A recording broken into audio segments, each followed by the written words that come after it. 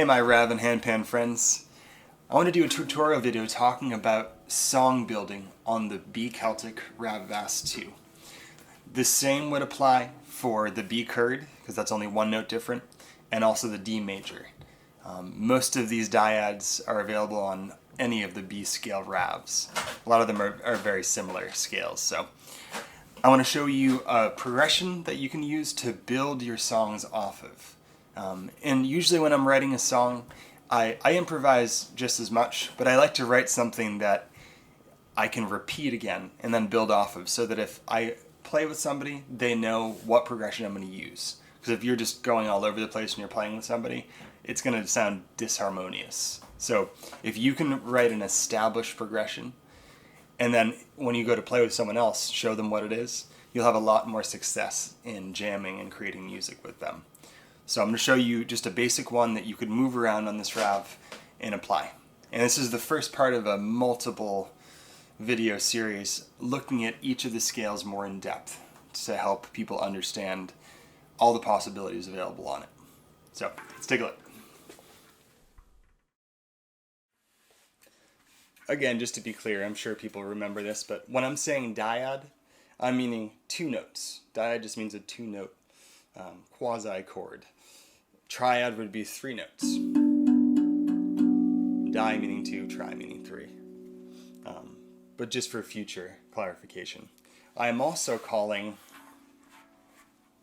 this is just the center note. The first note at the bottom is 1, 2, 3, 4, 5, 6, 7, 8.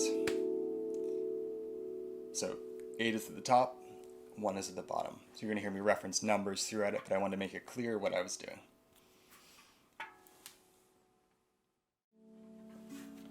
So to start building a song in the most simplistic sense, you can literally start with two dyads, or even two notes, but we'll say that you're comfortable using two notes at a time. So you're using an L or your middle finger and your thumb, and you're hitting both of these tongues at the same time. So right now I'm hitting 1 and 3, and we're also going to use 2 and 4. And again, this is simplistic, but this is intended for people who are still getting a hold of creating songs using dyads and triads, because I think that can propel your playing into realms where you can actually create a song and play with other people. Because to me, that's the fun of working with this instrument, is writing physical songs and then still improvising within them, and then being able to play with other musicians like guitar players or mandolin players. I think it's an important skill to have, and it allows you to play this in a way that's not kind of just like a harmonica. So again, 1 and 3, and 2 and 4. That's going to be our phrase, so we don't need to get stressed about what we're doing. If we're playing 1 and 3, we can add in notes in between that.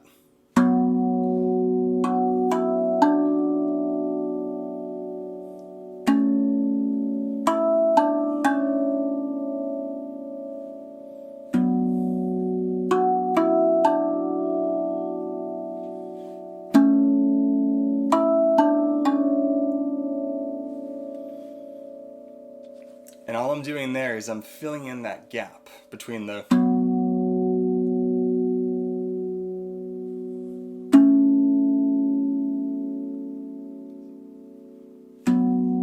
all I'm doing is filling in that space.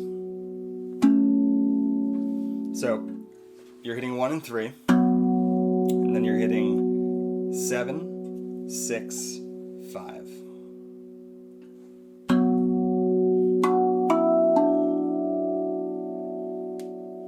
Then 2 and 4, 6, 5, 4.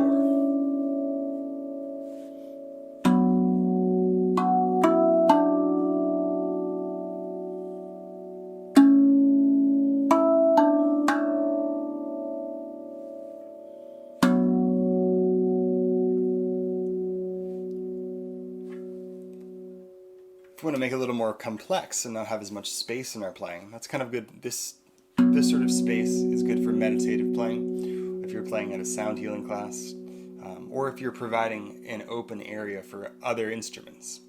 So if you wanted to add in more of your own melody, you could do.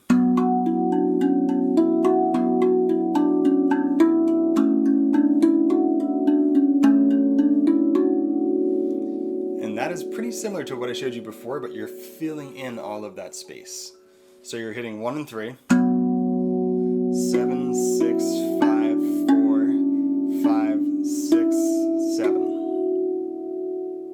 1 and 3 again. 7, 6, 5, 4, 5, 6, 7. And the secondary part, when you go over to the 2 and 4, 4, 5, 6, 7, 6, 5, 4. 4, 5, 6, 7, 6, 5, 4. Let me show it to you again.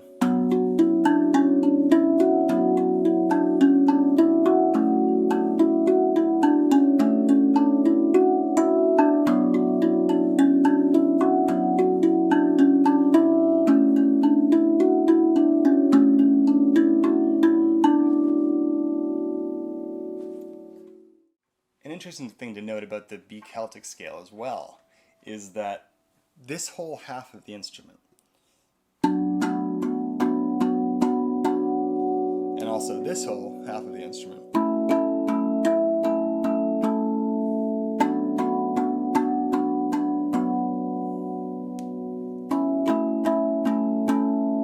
are basically one chord, all the way up there, all the way up here. So if you think of this as a two-sided chord progression, the left side is always going to complement the right side in some way. So you could do like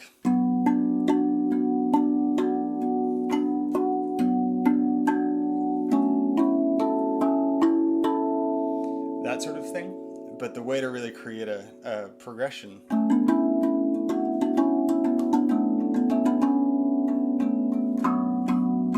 is to kind of think of a back and forth movement between each side. So already off of that very simple progression, you can start building a song. Now, at the point you're comfortable with whatever phrases you're using to fill in the space between those dyads, you could move up to a different progression.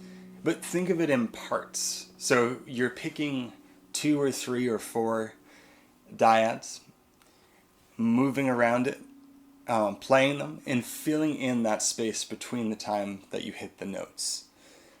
This lets you start to think a little bit more about creating melodies and harmonies, and allows you to grow as a player. Because I think these are great instruments as percussive instruments, but I think they really shine melodically, because that's what they're designed to do as well.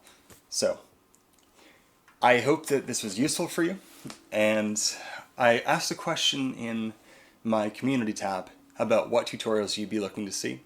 I know some people requested a video of one of my songs on the B Celtic. I'm going to be working on that. But any suggestions you have, I'd love to get to them, and I'm going to try to do more tutorials on this page and not just on the Rav Labs page. So hope everyone is having a great week, and it's nice to talk to you, and I'll talk to you soon.